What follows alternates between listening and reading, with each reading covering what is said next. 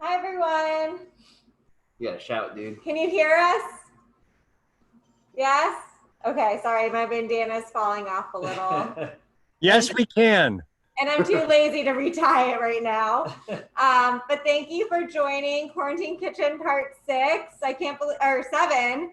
Yeah. I can't believe this is our 7th one. I don't think we ever expected that we would be on 7 and be planning for 10 and hopefully not many more after that. But thank you for joining. Again, we're going to mute everyone and feel free to chat in the chat box if you have any questions for Shane, Chris, or Carrie later on when he joins. We're very excited to be making burgers with Brut. And we have some exciting news that Clover Sonoma is sponsoring us, and they donated some of the product for today's Quarantine Kitchen, which is very exciting. We love supporting local, and we feel that they are a great company to partner with. Absolutely. Yeah, they I was talking with them when they dropped off all of our cheeses and dairy. They've got a bunch of different farms that they work with, and most of them are like 3 to 6 generations have been doing this with the group. And so, I mean, we're already using their product, so it's a win-win for us. They're a great company and they're local. So yeah, bonus. Cool. I'm already fogging up. It's hot here, but enjoy, and we can't wait to see how your dishes turn out. Perfect. Excellent. So, hello, I am Shane McAnally. I'm the chef here at Bricoleur. And I'm Chris Richard, the Director of Sales and Hospitality. We are in Windsor, California, for those of you who are new. Hi, Soraya. You want to talk about the winery for a second, where we're at? Yeah, I mean, we're Russian River, Windsor, California. You know, amazing Pinot Chardonnay that we grow here on the property on the estate. Obviously, we do a lot more different varietals too. Sauv Blanc, Viennese, Grenache. Hopefully, eventually soon, Cab Franc, Petit Syrah, and Syrah. That'll take some time, but we're working on those. We do also an Old Vines Inn from Alexander Valley, but the one we're going to feature tonight is our Flying by the Seat of Our Pants North Coast Brut Sparkling, and it's a mixture of 2/3 Chardonnay, 1/3 Pinot Noir. And you know, you always need sparkling at a winery. I mean, otherwise, how are you going to throw parties and events without a sparkling? It's a good way to start. Love the sparkling. It's a great mixture. It's light on the bubbles, not too harsh, nice and fruit forward. But remember, we can't call it champagne. We got to call it sparkling with bubbles. The French say that. You know, sorry. But we're excited to pair with the burgers and fries tonight. And take it away, Shane. Awesome. Yeah. So we're doing hamburgers and French fries, and I really like the pairing with the bubbles. It's kind of like a yin and yang. You got the fattiness and the fries with the crispy out of the fryer, going with that nice crisp Brut. I think it's a really nice pairing. I think second to that would be pairing a beer with this, but we're not a brewery, so we're using some bubbles tonight. You ready? Out of the line of fire, I'm not gonna hit you. We gotta hear that sound. Oh, nice. Now it's a party. Okay. All right. Cool. So the burger is going to have some caramelized onions. We're making a little sauce for that. We're going to form our patties. And I saw there was a question about seasoning. We're just going to do salt and pepper when we get there. We'll go over that. But the first thing we're going to do is caramelized onions. This is one of my favorite. There you go, Shane. Oh, man. Question already. Should we be heating? Yeah, so good call. So we're using a fryer tonight. So we're going to turn our fryer to 300. If you want to do a pot and you have a thermometer, that's great. Alternatively, you could do your just oven fries. And when we go in the fryer, you can just toss yours with oil, salt, and pepper, and do them in the oven. I'd go 400 degrees, probably like 15 minutes. But really, for the specificness of the temperatures we're doing, we're going to cook these twice. The fryer is pretty key. So I got our fryer turned on to 300 for the blanching. We'll blanch them in a little bit, and then after we blanch them, we're going to pull them out, let them rest, and then at the very end, we'll fry them a second time, and our fryer will be turned up to 350. The first blanch is just to cook the fry, which will make it creamy, and then the second cook is to get it nice and crispy. But yeah, cheers, guys. Cheers.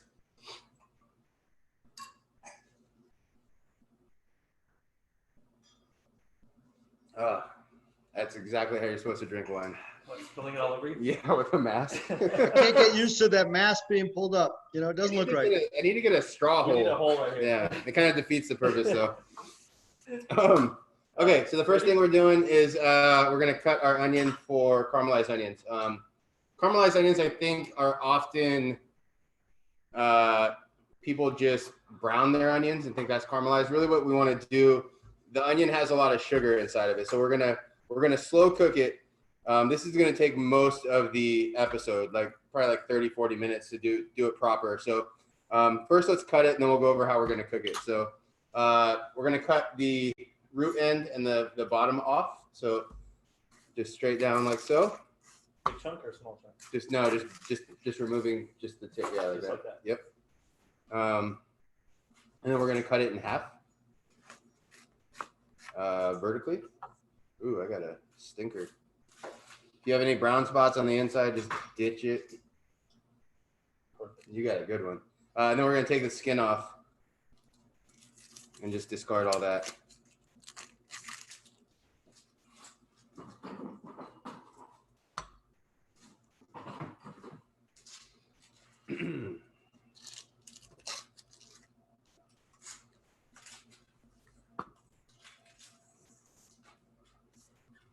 Cool. So now we're gonna just cut this as thin as we can. Julienne is the cut, so you're gonna turn it the other way. Oh, no, right there. And okay, all right. The director was trying to say something. I apologize. And we're just going as thin as we can get it. The thinner you can get it, the less time it's gonna take to cook. But it's really, as long as they're all pretty uniform, it should be fine. Ooh. Live TV, man. Got rotten center of my onion. Reminds me of watching an old Emerald episode, and he was making something with avocado, and he kept cutting into his avocados, and they were black, and he was getting madder, increasingly mad. It was awesome, yeah. I know how he feels now.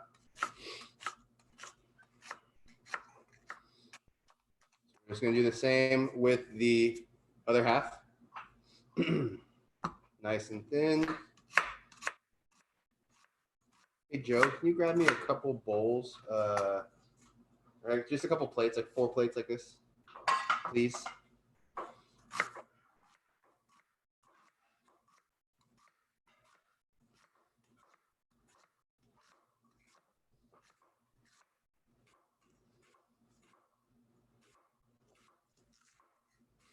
All right.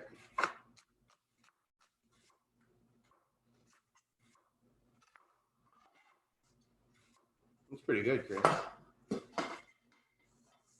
Yeah. Been known to cut a couple. Yeah, you've done this before. So we got our onions. I think he's showing you up tonight, Shane. I know, man. That was the goal. He was trash talking all morning. Amanda wants to know what brand of knife are you using? This is a Takeda. It's a Japanese steel. Yeah, it's one of my favorites. They got 3 or 4 of these. They're extremely sharp. Yeah, they're carbon, so they have the tendency to oxidize. So you'll see me wiping the knife a lot. Any excess moisture left on the blade will start to get a little rust going. But that carbon also, despite that inconvenience, is just one of the sharpest steels there is. All right, so we're gonna use a pretty small pot to do these. right, you want to have it's better to have like a smaller pot so they can kind of stew. If you have too big of a pot, what happens is you get too much surface area, and then instead of like all the water coming out, what tends to happen is it'll evaporate too fast, and so then you'll have you'll just start getting color on your onions. This first phase, we don't want any color. We just want to cook them kind of slow. We're going to put a lid on it and put it over super low heat and let them get really kind of stewed. And then once they let out all their water, in that water is some natural sugar. So then we're going to take the lid off. We're going to turn the heat up a little bit and reduce it down. And that's when we'll start to get a little bit of color as the natural sugars start to caramelize in the pot. So I don't think we need to switch cameras because it's going to be pretty quick. Yeah, so we're just going to go with a little bit of olive oil, about a teaspoon.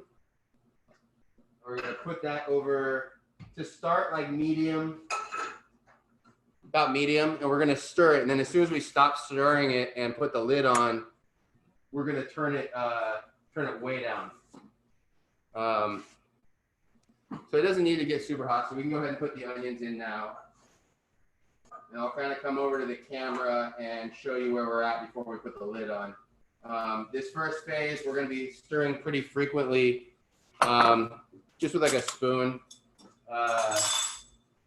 Because the heat is kind of high and we don't want to get any color on them right now. We just want to kind of start to get them turning translucent, starting to wilt down. So another really big key part of this is adding some salt. What this salt's going to do, I'm back here now? All right. Sorry. No, it's all good. We're going to put about a half a teaspoon of salt. And what the salt's going to do is that's going to help bring out some of the water from inside the onions, which is what we want. We want that liquid to get released, and so the salt kind of acts as a catalyst for that. Mark Hansen wants to know what kind of olive oil are you Oh my using? goodness, it's Bricoleur Estate olive oil made right here on the property from our 250 olive trees around the ranch.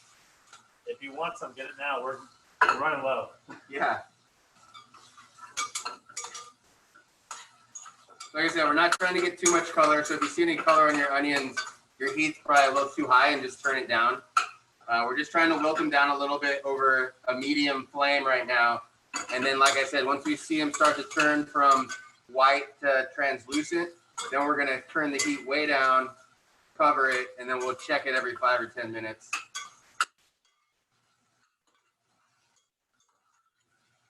How you doing over there, man?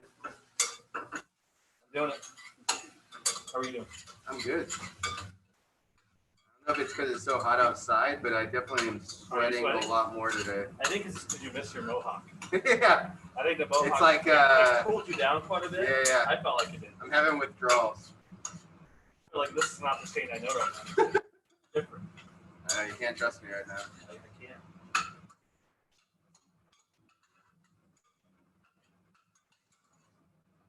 How's everyone doing? Is anyone crying right now? I'm about to. But not because of the onions, right? Because of you. Yeah. I'm crying just from being in the same room. Have you? Yeah, my eyes are super sensitive. All right, so we're starting to, you can see the onions they're starting to give up their crunch a little bit. Still a long ways off from where this final product's gonna be, but what we're gonna do now is turn our heat down super low. And then we're gonna just we don't have lids for these guys, so we're just gonna improvise. Cover with a saute pan, and that'll prevent any of the moisture to evaporate. And so hopefully when we check in about 5 minutes, 10 minutes, they'll be cooked down a little bit more. They'll start to see a lot of water in there, so they'll start to look like have more of a stewed onion look rather than what we have here. Yeah, so we'll come back to this in a few minutes. Oh, James? Oh man, that beard is strong, man. That is really nice. You're definitely missing it now. All right, so what is next? Let me check the notes. We're gonna do our French fries next. So we got we're using russet potatoes. Kennebecs are definitely superior. We could. Before you move on, how low is the temperature? Is it off? It's very low.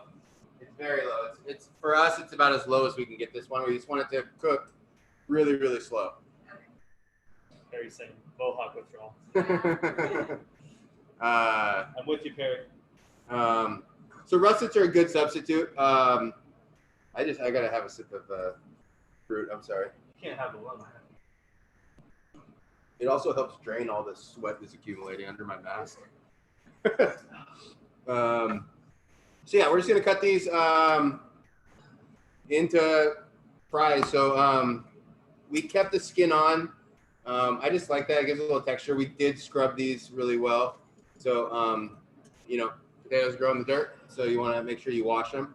But we're just gonna cut them first into even about 1/4 inch, like so, strips.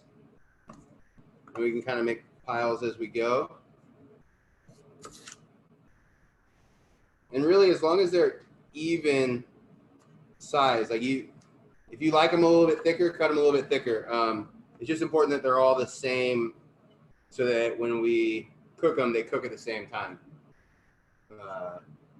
So after we've got them cut into pieces like this, we're just gonna go crosswise, make our fries. Again, about quarter inch.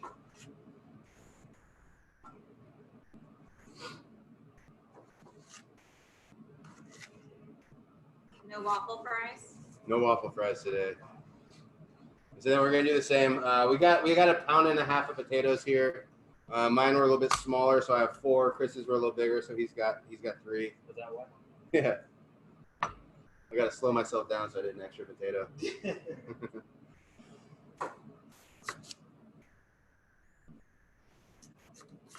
When we do these at restaurants, we have a nice tool that's mounted to the wall that's just a big punch, and you just take your potato, you stick it in this thing, and you pull a lever, and it just pushes it through. And so this is probably the first time I've actually cut fries by hand in a few years. That tool is very kind of irreplaceable. I've seen that tool at In-N-Out. Yeah, exactly. Right? I see that too. Oh, I wanted to do a disclaimer too. I think Isabella in one of the emails said these burgers are better than In-N-Out. I want no part of that. Like, No loss. Yeah, no. You come at the king, you better not miss. Like, I don't want that. So again, we're just cutting through the rest of these, and then our oil's up to temp at 300. So if you're going to use a fryer, great. Air fryer, again, I'm not super versed with air fryers, but I think this would work. Well, I got my mother one for Mother's Day. Oh, well, she's watching. She knows. I already told her it's gonna be late, so I had to tell her so we can practice on her. Spoiler alert! I Jeez. know.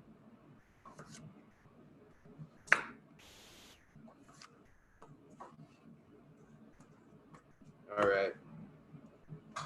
Doing this through fog glasses right now. Just gotta break down and order some contacts, I think. Just wear on Saturdays.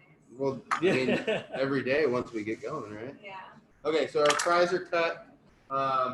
We'll go in batches. Once we do Chris's first, you want to kick back to this camera over here? Are we salting it all over? No, not at this point. No, this is just to blanch them. Okay. We'll salt at the end.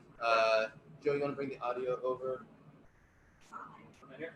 Yeah, so our oil is at 300 degrees.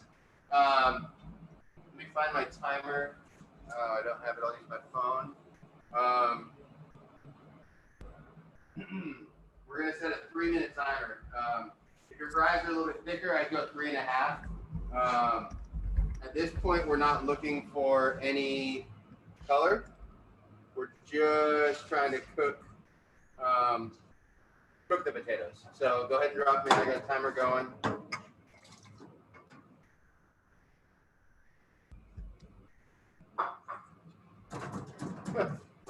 Just take long.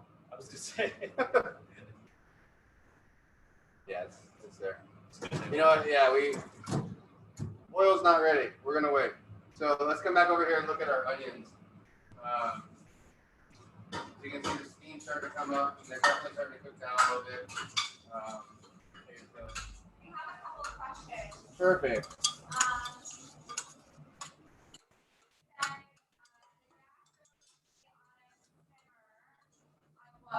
Say what? Yes, the gas should be on low.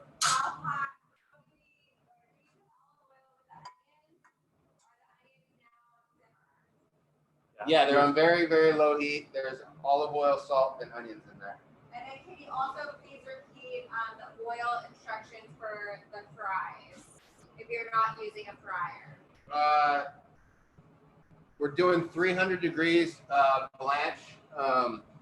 So if you have a thermometer, you want your oil to be at 300. It's not gonna go crazy when you drop it. You want it to. It should be kind of a slow, gentle cook for the blanch. It's not like when you drop something in the fryer, like when we did the chicken last week.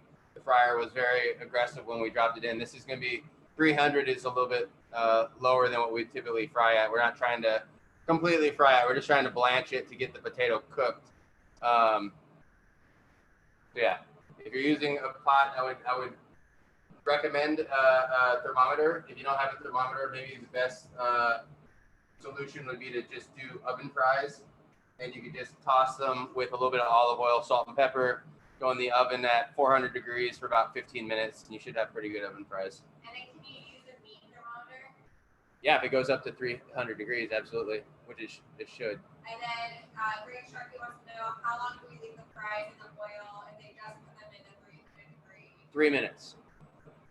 3 minutes for the blanch. Our oil was not turned on early enough. My mistake. So we're gonna wait a second. Let me see where we're at now. And then Simon Motley wants to know, says that their temperature is 368 degrees when they put the potatoes in. It's 368. Yeah. I would kill the heat, and I would if your oil's at 368, I would let it get down to about 340. Turn it all the way off. I think down to 340. When you drop your potatoes in it, it's gonna drop the temperature of that oil. So just monitor it after you drop your fries. It should go down, probably be right around 300 degrees. And then you can just turn your heat back on so that it stays right around that 300 mark. And then Peter, you blanch them for about 3 minutes, correct? Yeah, we haven't done that yet because we're not quite there with our oil. But yes, it's a 3-minute blanch. And then we're gonna pull them and let them hang out. And then at the end, what we're gonna do is we're gonna throw it back in at 350, and that should get them nice and crispy. And then Kim, you're blanching them in oil, not water. Yeah, this is we're using rice bran oil. If you can find that, great. If not, canola oil is totally fine. And then in a frying pan, how long do we heat the oil for? Until you get to 300 degrees. Okay. So, I mean, I can't get, Yeah. it's hard. That's why I said I recommend, like, I think if you don't have the thermometer, it's really hard to follow along with this. So maybe oven fries are a good substitute for that. What do you think? You were there? I don't think so. Okay. Should we make the sauce first? Let's do the sauce. Let's do the sauce. Coming back to do the sauce. We'll blanch fries in a minute. It's not a time sensitive matter. So this sauce is pretty simple. You got a bowl over there. Yep. We're gonna use a stainless mixing bowl. Okay. We're gonna take a sip of some North Coast Brut. Cheers, Chris. Cheers, everybody at home. Cheers. If there's any entrepreneurs out there that want to make me a wine helmet / mask contraption, I will gladly sponsor you and wear it every episode. Two of those. Okay, so the sauce is pretty straightforward. There's not a ton of knife work. We're gonna do just like kind of like a Thousand Island almost. So we have half a cup of aioli. We're gonna use that as our base. Mayonnaise, totally fine.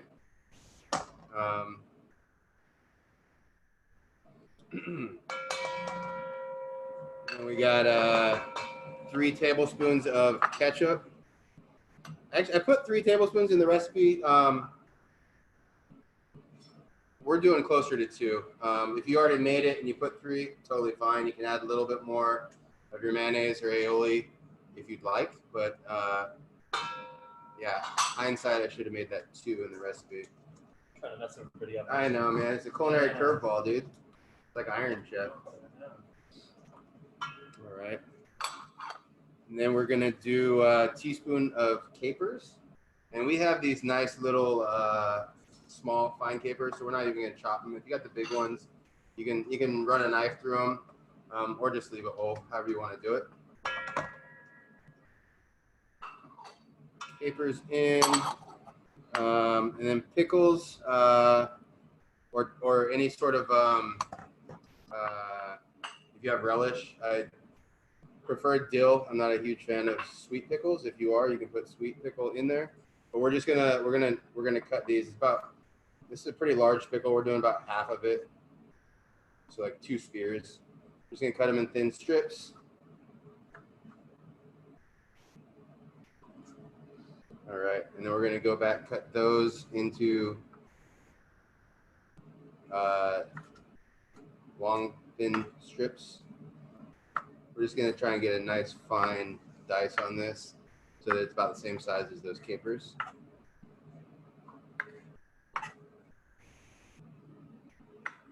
You just need to do 2 of those, Chris. 2 of those? Two of them, not 3, yeah. You can eat the 3rd one, though. Pickles are delicious. Kind of dill pickles do you recommend? Mark Hansen. Your favorite kind, whatever you think tastes good. I mean, whatever you got in the fridge. We're going to be making our own once our cucumbers start coming in. But I just like a nice, something crunchy. These are from local purveyor, Sonoma, what is it? Sonoma Brinery. Yeah. And they're up in Anderson Valley. Yeah, really, as long as they're not sweet. Again, if you like sweet pickles, power to you. It's just not my jam. Then we're just going to line all those little strips up and run a knife through it. You have a nice little dice of your pickles. We love pickles at my house. My daughter, for Christmas birthday 2 years ago, she got a cat and she could name it whatever she wanted, and so she named it Pickles. I think it's pretty creative. Pickles the cat. But she loves pickles. So now we're going to add that pickles into our sauce. And this is just going to, we're going to put this on the bun. There's a little bit extra. This is a really nice sauce to dip your fries in. Last thing going in here, oh no, not last thing, second to last thing, is we have a little bit of hot sauce. We're using, what is this? This is Tabasco. Whatever you got in the fridge is totally fine. And if you don't like heat, put less in there, or don't put any at all. I just like it. It gives it a nice little zing. Tapatio is great. Once we get towards the end of summer, Farmer Mikey's growing us a bunch of hot peppers in our gardens, and so we're going to have a bunch of different hot sauces that we'll be offering up here. So when we're allowed to have visitors, you guys can get some of that later in the summer.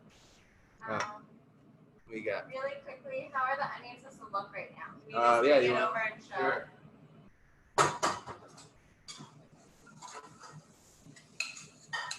They're starting to get more of like a stewed look right now.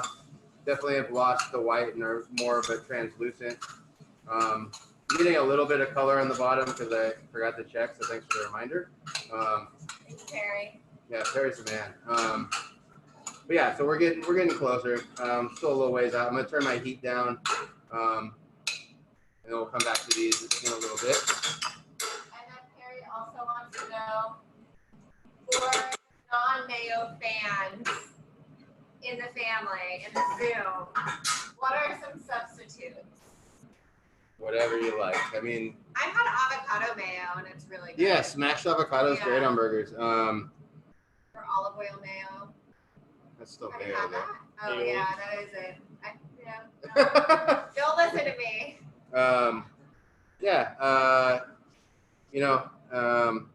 there's not a ton of subs. Like the avocado is great. But any other sort of sauces, I mean, you can go a different direction with this and do, you know, like a barbecue sauce or, you know, whatever your tastes are. So back to our sauce, the last ingredient we're putting is just the juice of half a lemon. How do we thicken the sauce up if it's a little wet? You don't need to. I mean, you're going to be spreading it on the bun, so if it's a little bit thin, it's not that big a deal. You know, we're using aioli, so our aioli was super thick, but even ours is pretty thin right now. You know, we're going to be spreading this on a bun, so it's going to get soaked up, and if it's a little thinner, it might just make more of a mess when you eat it, but that's kind of part of the fun of a burger, getting all over the place, right? Okay, so the sauce is done. We're going to reserve that. Let's do take 2 on our fries and hope that our oil is up to temp now. It's gotta be. Should I drop it? Yeah, drop it. Audio's over there, so. Yeah, it's good. That's good. Yeah. 300 just isn't that hot. You got a little bubble if you can put the camera over. Just Starting to see a little, you know, it's not crazy aggressive like when we dropped the chicken last week. We're definitely at 300. And we're gonna go 3 minutes on that.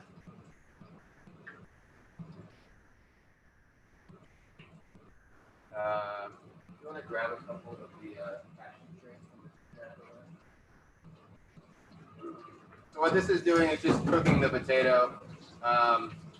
So like when we pull it out of here and take a bite, it'll taste cooked, but it's not gonna have any of that crispness that you associate with fries. So what that does is when we fry it at a higher temperature later on, that higher temperature fry is gonna be just to get that outside crispy. So then you'll have the creamy inside and you'll have the crispy exterior. Double blanch is definitely the way to go. I know there's some people that do a triple blanch. I don't understand how that works, but then there's other people that just drop it and cook it until it's crispy. I'm pretty sure that's how In-N-Out does it. And if you've had In-N-Out, like their fries can be outstanding or they can be not so much. We sponsor them?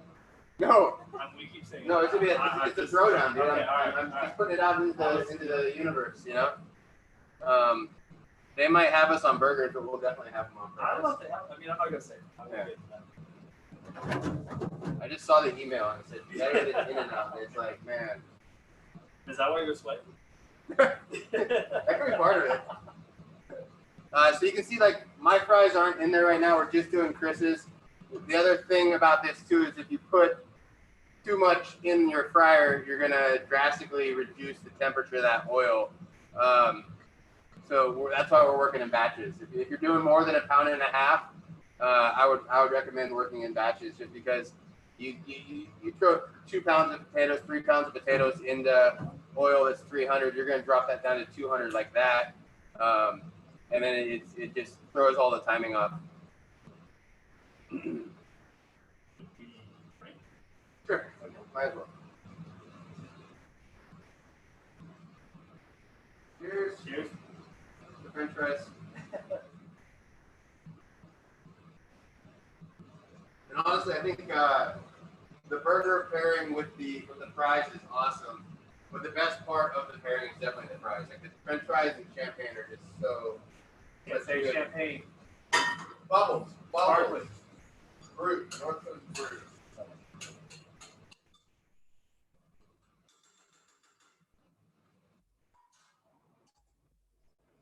Keep talking. I don't have anything to say. All right, so we got about a minute. Nope, we got 1 second. Done. Pull these out. They look done. Well, we're gonna cook them again. Yeah, those are perfect. So we're just gonna take these and throw them onto a tray. And like you can see, like they're cooked, but they're not crispy at all. So that's right where we want them. I'm gonna do the same thing now with my potatoes. With a 3-minute blanch on these guys. Why'd you break my fry? Fryer's perfect, dude. Why'd you break my fry? I had to show. Snapped it. I know. It was. Because it was perfection. Yeah, I got, I wanted to destroy something that was beautiful. Just making sure. All right. So we're on 3 minutes again. Set my timer. Gail said she had a massive spill of oil in their kitchen. Cleaning them up now. Oh no. Sorry. We take a drink break again? And then Frank and Maureen want to know, is this a drinking game? Yeah. Of course. Should we make it a drinking game? Like every time someone says a certain word, like we drink? Whoever messes up. I like that too. Every time Shane messes Yeah, but you guys Whoever all messes up or keeps sweating, we'll just drink. Yeah, but or they can drink because we got masks on. It's a lot harder task. You're trying to find an excuse not to drink. I don't know. No, it's Not having your mohawks mess you up. it's different, man. The aerodynamics are different. Cheers. Cheers.